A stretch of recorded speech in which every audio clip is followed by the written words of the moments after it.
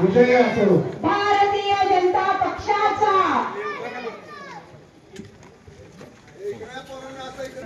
आपल्या सातारचे स्वागत करते। कृपया व्यासपीठाच्या उजव्या बाजूला जी आपले कार्यकर्ते त्यांनी कृपया समोर यावं, समोर यावं। भारत माता की भारतीय जोरात भारतीय जनता पक्षाचा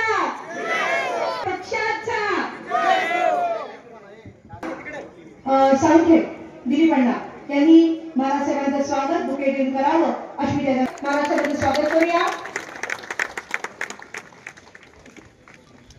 या ठिकाणी महाराष्ट्राचं स्वागत करतायत। जोरात टाळ्यांच्या गजरामध्ये त्यांचं स्वागत होत आहे। आपले टाळ्यांच्या गजरामध्ये स्वागत करा। धन्यवाद। यांच्या पॅनेलमधून आपल्या प्रभागातील 2 सक्षम उमेदवार देसाई साहेब आणि अर्पणा बाचल मॅडम तसेच नगराध्यक्ष पदासाठी मोहिते साहेब आपल्या समोर उभे आहेत। साताऱ्याच्या विकासाच्या दृष्टीने पाहता माननीय पंतप्रधान मोदी साहेब तसेच महाराष्ट्राचे लाडके मुख्यमंत्री माननीय देवेंद्र फडणवीस साहेब हे विकास करत असल्याने साताऱ्याच्या विकासासाठी भाजप पक्षाचे लोकप्रतिनिधी सातारा नगर परिषदेमध्ये असणे आपल्या सातारा नगर परिषदेच्या दृष्टीने विकासाच्या दृष्टीने आवश्यक आहे। त्यामुळे भारतीय जनता पार्टीच्या तसेच सातारा विकास आघाडी व नगर विकास आघाडी यांच्या उमेदवारांनाच मतदान करणे गरजेचे, म्हणजे कमळाला मतदान करणे गरजेचे। नगराध्यक्ष पदासाठी मोहिते साहेब हे शहरातील वाहतूक, स्वच्छता, पायाभूत सुविधा आणि प्रशासनातील अडचणी यावर स्पष्ट व स्थिर काम करण्याची त्यांची तयारी आहे। साताऱ्याचा नियोजित आणि शिस्तबद्ध विकास करणे हा त्यांचा उद्देश आहे। मोहिते साहेबांना आपला पाठिंबा मिळावा अशी नम्र विनंती आहे। नंतर देसाई साहेब हे आपल्या प्रभागातील रस्ते, पाणी, नाले आणि स्वच्छतेच्या दैनंदिन प्रश्नावर सरळ नियोजनबद्ध काम करण्याचा त्यांचा स्पष्ट कार्यक्रम आहे।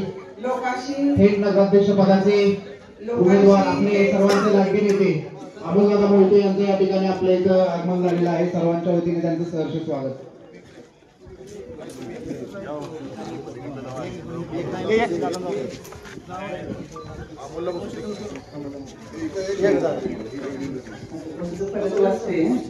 नगराध्यक्ष पदांसाठी मोहिते साहेब हे शहरातील वाहतूक, स्वच्छता आणि पायाभूत सुविधा आणि प्रशासनातील अडचणी यावर स्पष्ट व स्थिर काम करण्याची त्यांची तयारी आहे। साताऱ्याचा नियोजित आणि शिस्तबद्ध विकास करणे हा त्यांचा उद्देश आहे। मोहिते साहेबांना आपला पाठिंबा मिळावा व कमळावर मतदान व्हावे अशी नम्र विनंती। नंतर देसाई साहेब हे आपल्या प्रभागातील रस्ते, पाणी, नाले आणि स्वच्छतेच्या दैनंदिन प्रश्नावर आणि नियोजनबद्ध काम करण्याचा त्यांचा स्पष्ट कार्यक्रम आहे। लोकांशी थेट संपर्क ठेवून प्रभागाचा नियमित विकास करणे एवढाच त्यांचा उद्देश आहे। देसाई साहेबांना आपण विश्वास द्यावा व कमळावर मतदान करावे ही विनंती। नंतर बाचल मॅडम महिलांचे प्रश्न, युवांची गरज व ज्येष्ठ नागरिकांच्या अडचणी ओळखून त्यावर सोप्या नीटनेटक्या पद्धतीने काम करण्यासाठी उभ्या आहेत। प्रभाग स्वच्छ, सुरक्षित आणि सर्वसमावेशक ठेवण्यावर त्यांचा भर आहे। त्यांनाही आपला पाठिंबा मिळावा ही विनंती। छत्रपतींच्या मार्गदर्शनाखाली हे तिन्ही उमेदवार साताऱ्याच्या विकासासाठी प्रामाणिकपणे उभे आहेत। आपण त्यांना विश्वासाने साथ द्यावी व कमळावर मतदान करून तिन्ही उमेदवारांना विजयी करावे। जय हिंद, जय महाराष्ट्र। भारतीय जनता पार्टीचे अधिकृत उमेदवार नगराध्यक्ष पदाचे अमोलदादा मोहिते यांचा या ठिकाणी सत्कार पिंटू करतायत। सर्वांनी टाळ्या वाजवून दादांना शुभेच्छा द्यायच्या। आदरणीय महाराज साहेब, समोर बसलेल्या माझ्या माता, बंधू, बहिणींनो आणि मित्रांनो, मी प्रभाग 5 मधून भारतीय जनता पार्टीचे उमेदवार म्हणून काम करत असताना माननीय महाराज साहेबांच्या माध्यमातून 2022 ला मी काम करण्याची सुरुवात केलेली आहे। आजपर्यंत महाराज साहेबांनी या प्रभागासाठी काय केले ते 2 मिनिटात मी सांगतो। गणेश कॉलनी अंतर्गत रस्ते डांबरीकरण करणे, अजिंक्य कॉलनी, रामकृष्ण कॉलनी अंतर्गत रस्ते डांबरीकरण करणे, मुता कॉलनी, अजिंक्य हॉस्पिटल, केबीपी कॉलेज रोड रस्ते डांबरीकरण करणे, पवई नाका, कुबीर विनायक मंदिर, केबीपी अखेर रस्ता डांबरीकरण करणे, पारंगी चौक ते बस स्थानक रस्ता डांबरीकरण करणे, धनश्री कॉलनी, चिपळूणकर कॉलनी, अजिंक्य कॉलनी, रूपसमीर बंगला डांबरीकरण करणे. बागोदे डुप्लेक्स मध्ये महाराज साहेबांनी 50 लाख रुपयाचे सभागृह बांधून दिलेले आहे. पारंगे चौक ते सिव्हिल हॉस्पिटल रस्ता, शिक्षक कॉलनीतील स्ट्रीट लाईट बसवलीत सगळ्या. पारंगे चौकातले स्ट्रीट लाईट बसवले म्हणजे पूर्ण रस्ते सिव्हिल पर्यंत. कीर्तन नगर मधील डांबरीकरण केले. भूविकास चौक ते कॅनल रस्ता डांबरीकरण करणे. कीर्तन नगर मध्ये स्ट्रीट लाईट बसवणे. बंड बंगला शिवाजी हाऊसिंग रोडवर स्ट्रीट लाईट बसवणे. जुना आरटीओ चौक ते रेमांडो स्ट्रीट लाईट बसवले. अजित मोथा बंगला ते जे साहेबांच्या बंगल्यापर्यंत स्ट्रीट लाईट बसवले. अजिंक्यतारा हॉस्पिटल दुड्डेरी रस्त्या स्ट्रीट लाईट बसवली. सुभाषचंद्र चौक महेंद्र चव्हाणांच्या बंगल्याचं महाराज साहेबांच्या माध्यमातून मोठं कॉन्क्रीटचं रस्त्याचं काम झालेलं आहे. कुबेर विनायक कोपर बंगल्यांचं कॉन्क्रीट आणि फुटपाथ स्ट्रीट लाईटचं काम झालेलं आहे. जुना आरटीओ ऑफिस चौक ते भुरके कॉलनी स्ट्रीट लाईट बसवली. कामं आता नुकतंच महाराज साहेबांनी मंजूर केलेली कामं आहेत. Ajinkya colony, Sahyadri colony, Ramakrishna colony अंतर्गत रस्ते, रामकृष्ण कॉलनी अंतर्गत आरसीसी गटर, जुना आरटीओ ऑफिस, अमेरिकन चर्च, मुतागेरी डांबरीकरण आणि काम प्रगतीपथावर असणारे 3 गार्डन आहेत. एक अजिंक्य कॉलनीतलं मोठं भव्य गार्डन सुरू आहे, गणेश कॉलनीतलं गार्डन सुरू आहे आणि मुता कॉलनीतलं गार्डन सुरू आहे. महाराज साहेब, माझी एक विनंती आहे, या पंथाच्या गोट्यात आतापर्यंत विकासाचे एवढे मोठे प्रॉब्लेम आहे की पंथाच्या गोट्यात रविवारपेठ मध्ये बंदिस्त गटरची गरज आहे. इथले अंतर्गत डांबरीकरण होणे गरजेचं आहे. भोसले गल्ली ते मनाली चौक पर्यंत डांबरीकरण होणे गरजेचं आहे. आणि मेन पंथाच्या गोट आणि इथं पवार वस्ती म्हणून आहे, तिथं शौचालयाचा लय मोठा प्रश्न आहे. आपण अकलूजला जाताना चर्चा झाली होती की माझी विनंती आहे की ह्या प्रभागात ह्या एवढ्या मोठ्या समस्या आहेत इथल्या मंडईत ही, तर ती 2 शौचालय इलेक्शन झाल्यानंतर आपण लवकरात लवकर मंजूर करून द्यावी. जुन्या मंडईत शॉपिंग सेंटर जी आहे ती एकदम व्यवस्थित नाही झाली. तिथं चांगल्या प्रकारचं शॉपिंग सेंटर इथं होणं गरजेचं आहे. पवार वस्ती, खंडोबामाळे ते बंदिस्त गटरची गरज आहे. मधून आम्ही गेलो तर एवढा कचरा आणि हे असलं. चिखलगरवाडा, लक्ष्मी मंदिर गटरची गरज आहे. LIC कॉलनी जीवनछायामध्ये ओपन पेस एक उद्यान आहे. बंड बंगल्याचे तिथे एक ओपन पेस आहे. अशा प्रकारे ह्या कॉलनीत एवढे मोठे प्रॉब्लेम आहेत प्रभाग 5 मध्ये. आपण एवढे करून दिले तर हे जनता सगळे आपल्या बरोबर आहे. इथं काही अडचणीचं मला काय वाटत नाही. मी बादशाहताई अमोल मोहिते साहेबांना कमीत कमी 2000चा लीड घेणार याची मला पूर्ण खात्री आहे. आदरणीय व्यासपीठ आणि माझ्या बंधू भगिनींनो, मी सौ अपर्णा अविनाश बाचर. मी वॉर्ड क्रमांक 5 मधून उमेदवारीसाठी उभी आहे. आपण समाजाचे काहीतरी देणे लागतो ही माझी भावना होतीच. त्यातच मला ही संधी मिळाली, त्याचं मी सोनं करीन. आपल्या प्रभागातील नागरिकांचा ज्या काही समस्या असतील ते सोडवण्याचा मी प्रयत्न करेन. धन्यवाद. जय हिंद, जय महाराष्ट्र. आमचे दैवत श्रीमंत छत्रपती शिवाजीराजे भोसले तसेच उपस्थित प्रभाग 5 क्रमांक 5 चे उमेदवार विजय देसाई, तसेच बाचल वहिनी, तसेच आमच्या नाईक वहिनी, मागा आंबेकर साहेब बसले, पंकज मॅडम बसले, सगळे उपस्थित आपण सर्व मान्यवर. आज 2025ला नगरपालिका होऊ घातलेल्या इलेक्शनमध्ये 500 उमेदवारांच्या आज आम्हाला महाराज लोकांनी उमेदवारी दिलेली आहे. तर कारण आमचे काम किंवा आमची कामाची, सामाजिक कामाची जी एक ओढ आहे हे पाहून आम्हाला उमेदवारी दिलेली आहे. तर नगरपालिकेत मी 15 वर्ष नगरसेवक म्हणून जनता बँकेचं चेअरमन म्हणून काम करतोय. एकंदरीत कामाची एक हे बघता जवळजवळ या 3 वर्षाच्या कालावधीमध्ये आपल्या महाराष्ट्राचे मंत्री शिवाजीराजे भोसले यांच्या माध्यमातून सातारा शहरासाठी अनेक विकास कामं झालेली आहेत. बरीचशी कामं चालू आहेत, बाकीची अजून काही काही व्हायची आहेत. तिथली 1-2-4 कामं मी तुम्हाला सांगतो. आता आपल्या इथं जे आमच्या वरच्या रोडला ट्रॅफिक होतं त्या ट्रॅफिकला म्हणजे कास्ट पर्यटन वाढल्यामुळे जे ट्रॅफिक होतं त्यासाठी एक रिंग रोड प्रस्तावित महाराजांनी केलेला आहे. हा रिंग रोड मराठा पॅलेस या इथून चालू होतो, तो तसाच वरच्या रोडनं मंगळाईच्या देवळाच्या इथून अजिंक्यताऱ्याच्या किल्ल्याच्या इथून जातो, तो सरळ बोगद्यापर्यंत जाणार आहे. ते बोगद्यापासून एकदम मोठा एक पूल होऊन तो डायव्हर्ट होऊन कासला जाणार जे ट्रॅफिक आहे ते कासला जाणार, तसा तो रिंग रोड मेडा रोडला जॉईन होणार आहे. असे मोठे दिव्य असे प्रोजेक्ट चालू आहेत, अशी बरीचशी कामं चालू आहेत.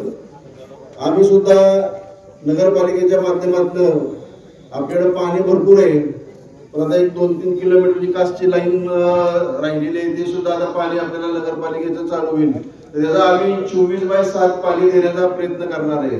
तसेच आरोग्याविषयी जर आपण सोनगावच्या इथून खाली जर गेला तर तुम्ही पाहता ते कचऱ्या जो ढीग तिथं सगळा आपल्या शहराचा गोळा होतो, तो बराचसा रस्त्यावर येतो, ती दुर्गंधी होती. त्याच्यावर सुद्धा आम्ही कायमस्वरूपीचा मार्ग काढू. पण हे कधी शक्य आहे? ज्यावेळेस तुम्ही आम्हाला निवडून परत नगरपालिकेत द्याल त्यावेळेस ह्या गोष्टी आम्ही महाराजांच्या माध्यमातून याचा प्रयत्न करू. एवढंच बोलतो. आम्ही जे 3 इथं उमेदवार आहेत त्यांना कमळ चिन्हाचं बटन दाबून आम्हाला निवडून द्यावं एवढी विनंती करतो. आता यानंतर आता आजपासून बरीच भाषण झालेली सातारा नगरपालिकेच्या सार्वत्रिक निवडणुकीच्या प्रचाराच्या निमित्तानं आज आपण इथं या ऐतिहासिक पंथाच्या गोटामध्ये सगळेजण एकत्र आलोय. या निवडणुकीमध्ये भारतीय जनता पार्टीचे नगर अध्यक्ष पदाचे उमेदवार मान्य श्री अमोलजी मोहिते आज इथं उपस्थित आहेत. त्याचबरोबर आपल्या प्रभाग क्रमांक 5 मधले अधिकृत उमेदवार मान्य श्री विजयराव देसाई, आपल्या दुसऱ्या उमेदवार सौ अपर्णा अविनाश नाना बाचल आणि सर्व इतर सुद्धा प्रभागातील आपले सर्व भारतीय जनता पार्टीचे अधिकृत सर्व उमेदवार 50 उमेदवार आपले आहेत. एक नगराध्यक्ष पदाचा असे सर्व उमेदवार आपण आपलं बहुमोल असं मतदान देऊन विजयी करावं ही विनंती करायला आपल्याला या ठिकाणी मी आणि आम्ही सर्वजण इथं आलोय. आज इथं स्टेजवर सौ दीपलक्ष्मी नाईक इथं उपस्थित आहेत. आपल्या विद्यमान आणि आता निवडणूक झाली की माझी होणार पण अजून पण विद्यमान आहेत त्यामुळं नाईक वहिनी इथं उपस्थित आहेत. त्याचबरोबर दुसरे आमचे विद्यमान नगरसेवक मला तू भेटला नाही पण श्रीकांत आंबेकर नाही काय नाही खोटं बोलतोय मी काय गडबडीत नाही. दुसरे आपले नगरसेवक श्रीकांत आंबेकर आज इथं उपस्थित आहेत. सर्व निवडून देणारे मतदार बंधू भगिनी, माझ्या सर्व मातांनो, सर्व माझ्या तरुण मित्रांनो, आपल्या सर्वांना माझी पहिली तर विनंती आहे की आमच्या भाजपच्या सर्व उमेदवारांचं कमळाच्या समोरचं बटन दाबून आपलं बहुमोल असं मतदान हे आमच्या या सर्व उमेदवारांना देऊन आपण विजयी करावं आणि येणाऱ्या 5 वर्षांमध्ये भाजपच्या माध्यमातून ज्या पद्धतीनं मोदीजींनी देशाला सावरण्याचं काम केलं, ज्या पद्धतीनं राज्याला सावरण्याचं काम देवेंद्र फडणवीसांनी विधानसभेच्या निवडणुकीनंतर केलं, त्याच पद्धतीनं आपली नगरपालिका सुद्धा सुनियोजित आणि पारदर्शकपणे चालवण्यासाठी भारतीय जनता पार्टीला आपण साथ द्या. भारतीय जनता पार्टीच्या सर्व उमेदवारांना आपण निवडून द्या ही विनंती आपल्याला सर्वांना मी करू इच्छितो. ही निवडणूक थोडी वेगळी आहे. आपल्याला माहिती आहे आधी आपल्या इथे कधीच नगरपालिकेची निवडणूक पक्षावर झाली नाही. आपल्या इथे नेहमी आघाड्यांवर निवडणूक व्हायची. स्थानिक आघाड्या इथल्या आपल्या असायच्या, त्याच्यावर आपण निवडणुकीला सामोरं जायचो. मग उदयनराजेंची सातारा विकास आघाडी असेल, भाऊसाहेब महाराजांनी स्थापन केलेली नगर विकास आघाडी असेल आणि इतर काही आघाड्या ज्या इथं होत होत्या, अशा पद्धतीनं आपण आपल्या निवडणुका पार पाडत होतो. पण ही पहिली निवडणूक आज सातारा नगरपालिकेच्या इतिहासातली जी पक्षाच्या चिन्हावर आपण लढतोय किंवा पक्षाची म्हणून लढतोय, हे आपण का आणि कशासाठी हे समजून घेतलं पाहिजे.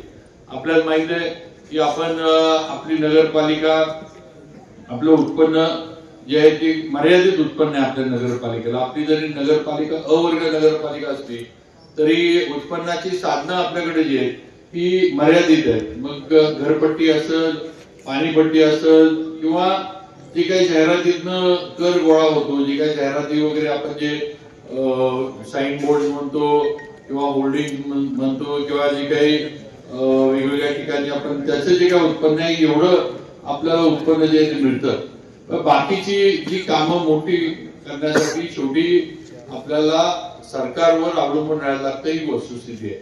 आज जी कामं विजय देसाईंनी इथं वाचून दाखवली, जी आपल्या या प्रभागामध्ये झाली, आज एवढी कामं कशातनं झाली तर आपण लक्षात घ्या, ही सर्व कामं जी आहेत ती राज्य सरकारकडनं आपल्याला पैसा मिळाला, आपल्या नगरपालिकेला निधी मिळाला आणि म्हणून ही कामं आपल्याला करता आली, हे आपण लक्षात घेतलं पाहिजे. आणि म्हणून ही निवडणूक पक्षावर लढण्याचा निर्णय एवढाच होता की आज मी भाजपमध्ये मंत्री म्हणून काम करतोय, माझ्यावर पक्षानं मोठी जबाबदारी दिली. उदयनराजे आपले भाजपचे खासदार म्हणून दिल्लीमध्ये काम करतात. आज राज्यामध्ये मुख्यमंत्री भारतीय जनता पार्टीचे आहेत. आज दिल्लीमध्ये सरकार पंतप्रधान नरेंद्रजी मोदी यांच्या नेतृत्वाखाली भाजपचं काम करतंय. त्यामुळं उद्याच्या काळामध्ये जे सातारसाठी आपल्याला काही गोष्टी मोठ्या करायच्या आहेत, काही नवीन करायच्या आहेत, या करण्यासाठी आपल्याला सरकारचा पाठिंबा असणं हे गरजेचं आहे, आपण सगळ्यांनी लक्षात ठेवलं पाहिजे. आणि म्हणून आपण ही निवडणूक आज पक्षाबरोबर किंवा पक्षाच्या लढतोय. शेवटी आपल्या आशीर्वादाने मी 5व्यांदा आमदार झालो. महाराज गेल्यानंतर आपण माझ्यावर विश्वास टाकला, 5व्यांदा आमदार झालो. लोकसभेला आपण सगळ्यांनी सातारकर म्हणून ताकद लावली. भले किंवा मोठमोठे पत्रकार म्हणत होते की सातारची सीट भाजपला मिळणार नाही, भाजपचा तिथं पराभव होईल. पण आपण सातारकरांनी करून दाखवलं आणि उदयनराजेंना आपण सातारकरांनी निवडून आणलं. ही वस्तुस्थिती आहे, हा इतिहास आपण घडवला, हे लक्षात घ्या. आणि स्वातंत्र्यानंतर भारतीय जनता पार्टीचा पहिला खासदार हा उदयनराजेंच्या माध्यमातून आपण केंद्रामध्ये पाठवला, हे सुद्धा सातारकरांनी करून दाखवलं. आणि म्हणून आज एवढी ताकद आपण दिल्यामुळं आज आपल्याला सुद्धा आपल्या सातारला म्हणजे सर्व बाजूनं मदत करण्याची भूमिका ही सरकार पण घेते, केंद्र सरकार पण घेते, मुख्यमंत्री पण घेतात. त्याचं आपण सगळ्यांनी कुठेतरी जाणीव ठेवली पाहिजे, असं मला या निमित्तानं सांगावंसं वाटतं. आज मला मंत्री म्हणून काम करण्याची संधी मिळाली, तुम्ही निवडून दिलं, तुमच्या आशीर्वादाने मी निवडून आलो. आज देवेंद्र फडणवीसांच्या आशीर्वादाने मी राज्यामध्ये मंत्री म्हणून काम करतोय. आज महाराष्ट्रातलं जे दुसरं तिसऱ्या नंबरचं खातं सार्वजनिक बांधकामचं जे आहे ते खातं आज मला दिलं. आज राज्यामध्ये मला त्यामुळं फिरायला मिळतं, काम करायला मिळतं, दुसऱ्या जिल्ह्यांमध्ये जायला लागतं. आज जे जिल्हे खरं म्हणजे कधी बघितले नव्हते त्या ठिकाणी सुद्धा आज तुमच्यामुळं, तुम्ही आमदार केल्यामुळं आणि देवेंद्र फडणवीसांनी मंत्री केल्यामुळं मला तिथं जाऊन काम करता येतं. तिथल्या लोकांच्या अडचणी समजून घेता येतात, तिथला सामाजिक स्थिती काय, तिथली लोकांची, तिथल्या राहणाऱ्या किंवा शेतकऱ्यांची आर्थिक स्थिती काय, जिल्हा कसा आहे, शहर कसं आहे, या गोष्टी बघता येतात, अनुभवता येतात. आणि मग जिथलं जिथलं चांगलं आहे ते आपल्या इथं का होऊ नये, जिथं जिथं चांगल्या गोष्टी आपल्याला दिसतात त्या साताऱ्यामध्ये आल्या पाहिजेत. या पद्धतीनं आज मला नियोजन करता येतंय, हे आपण लक्षात ठेवलं पाहिजे. आणि म्हणून आज ज्या पक्षानं आपल्याला एवढी ताकद दिली, ज्या भारतीय जनता पार्टीनं आपल्याला एवढा विश्वास दिला, आज त्यांच्या मागं आपण सुद्धा सर्वांनी ताकदीनं उभा राहणं ही काळाची गरज झाली असं म्हटलं तरी काही चुकीचं ठरणार नाही. सातारा नगरपालिका आपण गेल्या 1.5-2 वर्षांमध्ये किंवा त्याच्यापेक्षा पण आधी एकनाथ शिंदे साहेब मुख्यमंत्री असल्यापासून ते आजपर्यंत आपण बरीच मोठमोठी विकास कामं केली. आज रस्ते आपल्या इथले, आपल्या प्रभागातले जे आहेत ते आपण विजून सांगितलं ते पूर्ण केले. बरीचशी कामं आपली पूर्णत्वाला झाली. काही कामं होऊ घातलेली आहेत, लवकरच ती सुरू होतील. काही आता विजयनं सांगितलं की प्रस्तावित आहेत, आपल्याला ती करणं गरजेचं आहे. मग इथला संडासचा प्रश्न असेल, इतर प्रश्न असतील, ही सर्व कामं आचारसंहिता संपल्यानंतर आम्ही 100% पूर्ण करून देऊ, हा शब्द नक्कीच या ठिकाणी मी आपल्याला देऊ इच्छितो. कुठलीही जी कामं विजय देसाईंनी तिथं बोलले की काय अवघड आहेत किंवा अडचणीची आहेत किंवा होऊ शकत नाहीत, अशी अजिबात नाही आहेत. त्यामुळे 100% ही कामं रखडली असली, मागं पडली असली तरी येणाऱ्या निवडणुकीचं आचारसंहिता संपली की ती पूर्णत्वाला जातील. पण ती करत असताना माझी आपल्याला विनंती आहे की आपल्याला थोडं प्रभागाच्या बाहेर जाऊन विचार करायला लागणार आहे. आज आपल्याला सातारकर म्हणून कधीतरी विचार करायला लागणार आहे किंवा आपला सातारा आपल्याला कसा करायचा. नुसतंच माझा प्रभाग माझंच घराच्या समोरचा रस्ता किंवा माझंच घराच्या दारातलं गटर एवढ्या पुरतं आता आपल्याला मर्यादित विचार करून चालणार नाही. शेवटी हे शहर आपलं आहे, हे शहर तुमचं माझं आपलं सगळ्यांचं शहर आहे. हे शहर कसं बनवायचं पुढं, या शहराचं सुशोभीकरण कसं असावं, या शहरातले रस्ते कॉन्क्रीटचे आपल्याला कसे करता येतील, या शहरात लाईटची सोय चांगल्या पद्धतीने कशी देता येईल, जे आपल्या जवळपास जे पर्यटनाची स्थळं आहेत ती कशी आपल्याला डेव्हलप करता येतील की ज्याच्या माध्यमातून लोक इथं बाहेरचे येतील आणि त्यांच्या माध्यमातून 4 पैसे तुमच्या माझ्या मुलांना इथं व्यवसायातनं, हॉटेल असेल इतर व्यवसाय असेल त्यातनं मिळाले पाहिजेत. अशा पद्धतीनं आपल्याला विचार करायला लागणार आहे. आज आपण नेहमी तक्रार करतो की आता शिक्षणाच्या सोयी साताऱ्यात चांगल्या झाल्यात. आज प्रत्येक कॉलेजला डिग्री डिप्लोमा सगळं आज उपलब्ध आहे. मला वाटतं 15-20 वर्षापूर्वी रहितचे काही ठराविक कॉलेज सोडले तर दुसरा अभ्यासक्रम घ्यायचा म्हटलं तर पुन्हा कोल्हापूर इकडच्या शिवाय आपल्या मुला मुलींना पर्याय नव्हता. पण आज शिक्षणाची परिस्थिती आपल्यातली बदलली आहे आणि एक सगळ्यांची खंत असायची की मुलं मुली शिकतात आणि नोकरीला पुण्याला जातात आणि आई वडील इथं राहतात आणि याच्यावर पर्याय एकच होता की सातारला स्वतःचा IT पार्क नवीन स्थापन व्हावा आणि आपल्या खिंडवाडीमध्ये 84 एकर जमिनीवर आज IT पार्क सुद्धा देवेंद्र फडणवीसांच्या माध्यमातून आपल्याला मिळालेलं आहे. लवकरच त्याचं काम सुरू होईल. आज आपल्या मनामध्ये आपली मुलं मुली लांब असण्याची जी खंत आहे ती या माध्यमातून नक्की दूर होणार आहे आणि इथं सुद्धा मोठ्या प्रमाणावर IT इंडस्ट्री आणून त्या ठिकाणी आपल्या मुलांना आपल्या मुलींना तिथं नोकरी कशी मिळेल हा प्रयत्न आपल्या सर्वांना करायचा आहे. पण या सगळ्यासाठी शेवटी आपल्याला सरकार बरोबर राहिलं पाहिजे. ज्या पक्षाचं सरकार आहे, ज्या पक्षाचे नेते आहेत, ज्या पक्षाचे मुख्यमंत्री आहेत त्या भाजप पक्षाबरोबर आपल्याला राहिलं पाहिजे लक्षात घ्या. रिंग रोडचा विषय आज आपल्या इथं वाहतूक कोंडी होती आपण बघतोय. आता जिथे जिथं रस्ता आपल्याला रुंद करता येतो तिथं तिथं आपण करतोय. परंतु जुनी घरं आहेत, जुने वाडे आहेत ते काय आपण पाडू शकत नाही. जोपर्यंत तिथलं बांधकाम निघत नाही तोपर्यंत तिथली रुंदी आपल्याला रस्त्याची मिळत नाही. तेव्हा आता ही वाहतूक कोंडीची सातारात व्हायला लागली आहे. कारण गाड्या काय कमी होत नाहीत, गाड्या लोक घेतच राहतात. आज प्रत्येक घराच्या दारामध्ये नाही म्हणलं तरी 3-3, 4-4 टू व्हीलर आपल्याला बघायला मिळतील. एक 4 व्हीलर बघायला मिळाल ही वस्तुस्थिती आहे. आणि असं असताना वाहतूक कोंडीला आपल्याला संपूर्ण शहरामध्ये तोंड द्यायला लागतं. प्रामुख्यानं पोई नाक्याचा परिसर, राजवाड्याचा परिसर, कनाळीचा परिसर आणि खालच्या रस्त्याचा परिसर, मधला रस्ता जो आपला आहे हा सगळा जो आहे हा ठराविक कालावधीमध्ये तिथं वाहतूक कोंडी होती. कास्ट वाहतूक सुरू झाली, पर्यटक वर कास्ट यायला लागले की अदालतवाड्यापासून समर्थ मंदिर ते बोगदा या ठिकाणी तासनतास ट्रॅफिक जॅमला सगळ्यांना तोंड द्यायला लागतं. ही सुद्धा वस्तुस्थिती आहे. आणि मग याच्यावर काहीतरी उपाय निघाला पाहिजे की वाहतूक कोंडी साताऱ्यातली सुटली पाहिजे. म्हणून ज्याचा उल्लेख अमोल मोहितेंनी केला की आज आपण सातारसाठी एक वेगळा रिंग रोड आपण PWD कडे आता प्रस्तावित केलाय. हा रिंग रोड हायवे पासून म्हणजे शाहूनगर, विलासपूर, शाहूनगर, अजिंक्यताऱ्याच्या रोडला जोडून तसाच हा रस्ता बोगद्यापर्यंत न्यायचा, बोगद्यावरून पूल करायचा आणि पूल करून पॉवर हाऊसला तो जोडायचा आणि पॉवर हाऊसच्या इथनं तो रस्ता जो कासला जाणार आहे तो झालेलाच आहे. पण तिथून हा रस्ता आंबेदरे मारदरे मार्गे परत जुन्या मेढ्या रस्त्याला जोडायचा. अशा पद्धतीचा आपण रिंग रोड प्रस्तावित केलाय आणि हे PWD कडेच आपण दिलंय. शेवटी विभाग माझ्याकडेच आहे त्यामुळे मीच मंजुरी याला देणार आहे. त्यामुळे नक्की एक फार चांगलं आणि वाहतूक कोंडीच्या दृष्टीनं हे सगळ्यांना सोयीचं असं एक आपण पर्याय काढलाय आणि हे सगळं टेक्निकली आपण इकडून काढलंय. असं समजू नका की बाबा आणि अमोल मोहितांना वाटलं म्हणून इकडून रस्ता नेला आणि तिकडून काढला, असं अजिबात नाही. आमचा प्रयत्न होता की अदालतवाड्यापासून पूल करता येतोय का आपण बघावं. या अदालतवाड्यापासून जर वाहतूक आपल्याला थेट बोगद्याच्या बाहेर कासला जाणारी काढून देता आली तर आपल्याला अडचणी ज्या आहेत ते तोंड आपल्याला द्यायला लागणार नाही. पण त्या ठिकाणी पुलाला रुंदी मिळत नाही.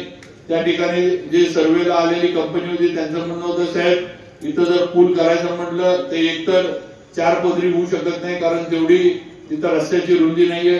अगदी 2 पदरी करायचं म्हटलं तरी त्या ठिकाणी जी खुदाई करायला लागल ती खुदाई करत असताना घरं पडण्याची शक्यता 100% आहे कारण घरं जुनी आहेत. त्यामुळे म्हणले साहेब इथं पूल जो आहे हा व्यावहारिक होत नाही आणि काम करताना फार अडचणीला आपल्याला सगळ्यांना तोंड द्यायला लागणार. म्हणून मग हा रिंग रोडचा प्रस्ताव आपण तयार केला. त्यामुळे फार मोठं काम आपण रिंग रोडचं जे आहे ते आज पूर्णत्वाला नेतोय। आज राजवाडा परिसरामध्ये सुद्धा आपण 4 मजली पार्किंग हे त्या ठिकाणी करतोय। या राजवाड्याला गेलं किंवा मोती चौकात गेलं की पार्किंगची समस्या सगळ्यांनाच आहे। सिलेक्शन असेल, तिथे जी काही दुकानं सगळी आहेत तिथे गेले की 100% पार्किंगची समस्या होती। त्यामुळे आज राजवाड्याच्या इथं जे जुना जनावरांचा दवाखाना आहे त्या ठिकाणी आपण नगरपालिकेच्या माध्यमातून 4 मजली पार्किंग करतोय। मग त्या 2 व्हीलर आणि 4 व्हीलर अशी पार्किंगची सोय आपण त्याच्यामध्ये केली आहे। आणि खाली जी आहे की मगाशी पण सांगितलं, आज राजवाड्याला जी चौपाटी उघड्यावर बसती तिथे जे सगळ्यांना उघड्यावर बसून खायला लागतं, ग्राउंड फ्लोअरला या सर्व चौपाटी धारकांना किंवा तिथल्या व्यावसायिकांना आपण कायमस्वरूपी जागा त्यांना तिथं बांधून देणार आहे। म्हणजे त्यांनी तिथं व्यवसाय करावा, फिरायला येणाऱ्या त्या लोकांना तिथं कट्टे, बसायला पाण्याची सोय, लाईटची सोय, सगळ्या गोष्टी तिथं त्यांना उपलब्ध करून द्यायच्या। म्हणजे त्यांना त्यांच्या व्यवसायाचं पण एक संरक्षण राहील, येणाऱ्या लोकांना, महिलांना, मुलींना सुद्धा बसायला जागा होईल आणि एक सुरक्षितता या सगळ्याला राहील। अशा पद्धतीनं आपण ते नियोजन केले। आणि मग राजवाड्याचा जो मोकळा होणारा परिसर जो आहे तो चांगल्या पद्धतीनं सुशोभित करायचा असं नियोजन आपण करतोय। अनेक प्रकल्प आपण तयार करून दिलेत, काही मंजुरीच्या ह्याच्यात आहेत। आज आपलं शाहू स्टेडियम झालं, पण तुम्हाला माहिती आहे तिथं क्रिकेट खेळता येत नाही, कारण सरकारनं जे धोरण जिल्हा क्रीडा संकुलाचं ठेवलंय त्याच्यामध्ये क्रिकेटला हे नाहीये, त्यामध्ये बाकी सर्व खेळ आहेत पण क्रिकेट सरकारनं धरलं नाही। त्यामुळे आज हायवेला जिथं आपली ठक्कर सिटी आहे त्या ठक्कर सिटीच्या इथं आपली 13 एकर नगरपालिकेची जागा आहे आणि या 13 एकर नगरपालिकेच्या जागेवर आपण अद्यावत असं फक्त क्रिकेटसाठीचं स्टेडियम आपण आज शासनाकडे प्रस्तावित केलंय। आणि हे करत असताना आमचं मत असं सगळ्यांचं आहे की आज आपण पुण्याला मॅचेस बघायला जातो। आज म्हाळुंगे एवढं पुण्याच्या बाहेर आहे, तिथं पुण्यामध्ये पण नाही, पण आज त्या ठिकाणी इंटरनॅशनल मॅचेस होतात, त्या ठिकाणी बाहेरचे लोक येऊन, बाहेरचे खेळाडू येऊन खेळून जातात। मग सातारमध्ये काय अडचण आहे, इथं काय प्रॉब्लेम आहे? इथं सुद्धा बाहेरच्या मॅचेस, इंटरनॅशनल मॅचेस आपल्या स्टेडियमवर व्हाव्यात अशा पद्धतीचं इंटरनॅशनल स्टँडर्डचं स्टेडियम सातारमध्ये बांधण्याचं नियोजन हे आपण शासनाच्या कडे प्रस्तावित केले। लवकरच या सर्व गोष्टी आचारसंहिता संपली की एक आपण मान्यता करू। आज अजिंक्यतारा किल्ल्याला अजित पवारांच्या मागे लागून आम्ही 130 कोटीचं किल्ल्याचं सगळं जे काही तिथलं लोकांना किंवा आपण फिरायला जातो संपूर्ण किल्ल्याचं तिथलं डेव्हलपमेंटचा आपण प्लॅन त्यांच्याकडनं सँक्शन करून घेतला। आज आपण माऊलीला जी आपली घाट आहे तिथं मंदिर आहे, तिथं ताराराणींची समाधी आहे, सईबाईंची समाधी आहे, तिथं थोरल्या शाहू महाराजांची समाधी आहे, या सगळ्या समाध्या त्या ठिकाणी आहेत। त्याला जे काही असेल त्याचा जीर्णोद्धार करायचा आणि तो संपूर्ण जो माऊलीचा जो घाटाचा परिसर आहे, दशक्रिया विधीचा पण जो आपला घाट आहे, हा सगळा घाट जो आहे हा 130 कोटी रुपये खर्च करून आपण तो सुद्धा शासनाच्या माध्यमातून आज तयार करतोय। आणि या माऊली म्हणजे संगम माऊली ते क्षेत्र माऊली या दोन्हीकडे जायला यायला आपण नदीवर एक पादचारी पूल सुद्धा करतोय। म्हणजे फक्त लोकांनी फिरायला जावं, संध्याकाळी तिथं घालवायला जावं, थोडा विरंगुळा केंद्र टाईप किंवा आपण रंकाळा कोल्हापूरचा बघितलाय, हे साधारण रंकाळ्याच्या धर्तीवर या ठिकाणी या मंदिराच्या परिसरामध्ये या घाटाची निर्मिती आपण आज करतोय की जिथं संध्याकाळी जाऊन लोकांना बसता येईल, सकाळी जाऊन बसता येईल, फिरता येईल आणि थोडाफार वेळ घालवता येईल अशा पद्धतीचं हे घाटाचं नियोजन सुद्धा आपण केलं। अशा अनेक प्रकल्प आपण केलेत। आज आपल्या शाहूपुरीमध्ये आपण ऑलिम्पिक साइज स्विमिंग पूल आपण तिथं बांधतोय, पुण्याचा तलाव। आज स्विमिंग पूलचं काम 60-70% पूर्ण होत आलंय, लवकरच हा स्विमिंग पूल पण पूर्ण होईल। म्हणजे उद्या आपल्याला तर हा पुण्याचा तलाव वापरता येणारच आहे नगरपालिकेचा, पण त्याचबरोबर देशातल्या सुद्धा स्पर्धा या ठिकाणी आपल्या स्विमिंग पूलला ज्या आहेत त्या पुण्याच्या घेऊ शकतो आपण। अशा पद्धतीचं अद्यावत आपण तिथं स्विमिंग पूल करतोय। अशी अनेक कामं आपण सुरू ठेवली, केली, रस्ते केले, पुढे सुद्धा करू। आणि म्हणून माझी आपल्याला विनंती की आज हे सगळं करायचं असलं तर आपल्याला भाजपला निवडून आणणं किंवा भाजप बरोबर राहणं, भाजप पक्षाला ताकद देणं हे तुम्ही आम्ही सर्वांनी केलं पाहिजे। आज ज्या वेळेला इंटरव्ह्यू झाले आम्हाला त्यावेळेला दिसत होतं की फार मोठ्या प्रमाणावर नाराजीला आपल्याला तोंड द्यायला लागणार. कारण जागा 50 आणि भाजपकडे इंटरव्ह्यूला 400 लोक आली होती. कारण त्यांना माहित होतं की इथं विजय जो आहे तो इथंच आहे. दुसरीकडे कुणी किती जरी काही जरी आपटलं तरी तिथं विजय होणार नाहीये. त्यामुळे विजय इथंच आहे. तेव्हा आम्हाला माहित होतं की 50 लोकांना उमेदवारी दिल्यानंतर 350 लोक नाराज होणार. आणि आज सुद्धा आपण बघतो की आपलीच लोक आपल्या विरोधात जाऊन उभा राहिली. विरोधक यात तसं वेगळं कोण नाही. काल परवाजी आपल्याच मांडीला मांडी लावून बसली होती. काल परवाजी आपल्या बरोबरच काम करत होती. आज तीच लोक अपक्ष म्हणून जाऊन विरोधामध्ये उभी राहिली. का तर उमेदवारी कुणाला तरी एकाला गेली, आम्हाला उमेदवारी मिळाली नाही म्हणून आम्हालाही मान्य नाही, आम्ही विरोधामध्ये उभा राहणार. म्हणजे याच्यामध्ये कामाचा काही विषय नाहीये, फक्त विरोधासाठी विरोध आणि आम्हाला उमेदवारी मिळाली नाही म्हणून आम्ही उभा राहणार. याचा कुठेतरी विचार आपण मतदार म्हणून केला पाहिजे. याच्यामध्ये प्रभागाचं काय भलं व्हावं किंवा शहराचं काय चांगलं व्हावं हा विषय अजिबात नाही. फक्त तिकीट आम्हाला मिळालं नाही म्हणून आम्ही विरोधात उभा राहतोय, हे सगळ्यात महत्वाचं कारण आहे. आपण लक्षात घ्या. आणि आपण एक लक्षात घ्या की अपक्ष जर असले तर अपक्षांचं ना त्यांना आगा असतो ना पिछा असतो. तेव्हा अपक्षांच्या माध्यमातून कारभार कुठल्याही संस्थेचा किंवा नगरपालिकेचा चालू शकत नाही ही वस्तुस्थिती आहे. कारण आज आम्ही भाजपमध्ये आहे, आम्हाला काहीतरी पक्ष संघटना काहीतरी आम्हाला काम करताना काहीतरी बंधन आहे. एक चाकोरीतनं आम्हाला सगळ्यांना काम करायला लागणार आहे. आज आम्हाला वर सुद्धा विचारणारी नेते मंडळी आहेत जे आम्हाला सुद्धा वर विचारतात की सातारमध्ये काय चाललंय, की असं का होत नाहीये, ते तसं का होत नाहीये. त्यामुळे आज पक्षामध्ये आम्हाला सुद्धा कुणाला उत्तर द्यायला लागतात.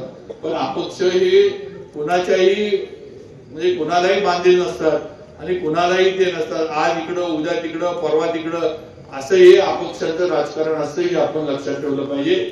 म्हणून माझी विनंती आहे की कोणी भावनिक करल, काही भावनिक सांगण्याचा प्रयत्न करल तर त्याला अजिबात कुठेही तुम्ही बळी पडू नका. आज पक्ष म्हणून जिथं आपल्याला काम आहे, आपल्या शहराचं जिथं भलं आहे, आपल्या शहराची जिथं प्रगती होणार आहे तिथंच आपण जाऊन मतदान केलं पाहिजे. तरच आपण आपल्या शहरामध्ये काहीतरी नवीन मोठ्या प्रमाणावर करू शकतो. उगाच इथं भावनिक गोष्टीला आपण बळी पडत बसलो, भावनेला हात घालून जर मतं मागितली गेली आणि त्या पद्धतीने जर आपण मतदान केलं तर उद्याचे 5 वर्ष आपण वाया घालवणार आहे, लक्षात ठेवा. हे अगदी मला ठामपणे या ठिकाणी सांगायचंय. त्यामुळे माझी आपल्याला विनंती आहे की काय कोण सांगतोय काय कोण बोलतोय इकडे लक्ष देऊ नका.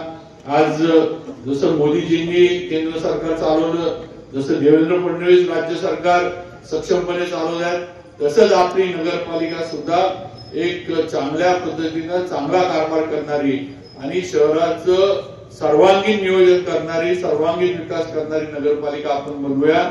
त्यासाठी भारतीय जनता पार्टीला आपण सगळ्यांनी ताकद द्यावी ही विनंती आपल्या सर्वांना करतो.